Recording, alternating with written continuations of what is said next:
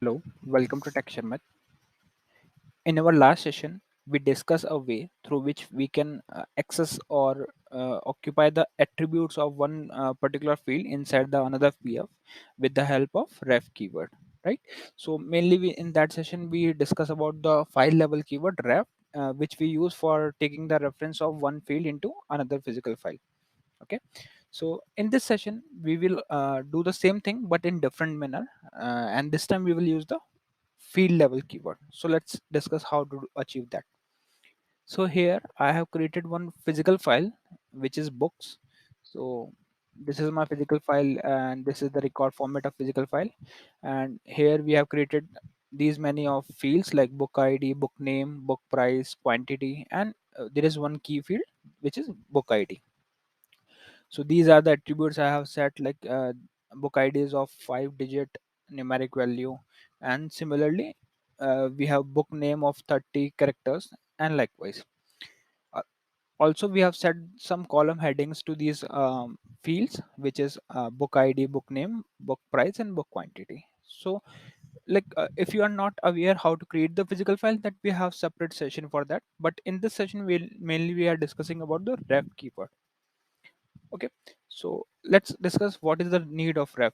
Sorry, not ref keyword. Ref keyword we have already discussed in the last session. Today we will discuss about the ref FLD keyword, which is file level, field level keyword, right? So what is the need of that? So requirement is, suppose if we have requirement in which we want to refer this field of file into some other physical file, then how to do this? So let me show you. Here I have created one more physical file which is author. So if I take 5 here, so here what I am doing, I'm declaring one auth name field which is same, should have the same attribute like we have for a book name in this physical file. So what we will do, instead of declaring it again and again, what we will do, we will directly keep the reference of from the other file. So let me take this in edit mode.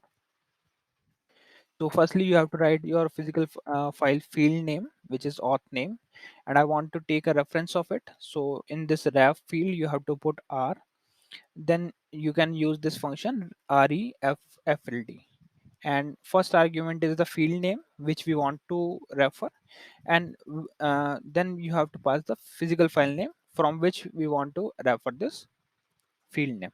Okay, and after that similarly I'm doing it for the department id, which will refer the department id from department pf. So here you can observe carefully, like we are not referring the same physical file. As per our requirement we are changing it. So dept id is referring from the department physical file, and book name is referred from the books file. So this is the way. Yeah. And if I do the run query, then my library name, which is Sharmit1/books. So it contains some data because previously I have stored some data in this physical file. So it contains book ID and book name. And if I run the same query on this author, then it will show me the author ID. I think I have compiled it. So we need to compile it again. So I'm compiling it again.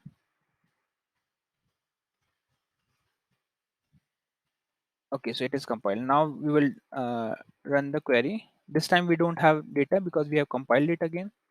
So this time we have the field declared as book name and department ID, and it is referring book name from the books PF and department ID from department file. So in my another source physical file, I have one more PF named as department. So it is referring it from there.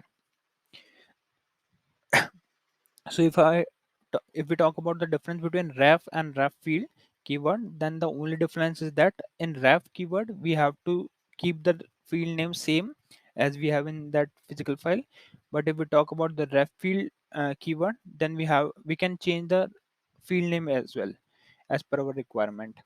And one more advantage of ref field keyword is that we can refer the physical file field from multiple physical file. Okay, so this is the only difference between these two, ref and ref field, where ref is the file level keyword and ref field is the field level keyword.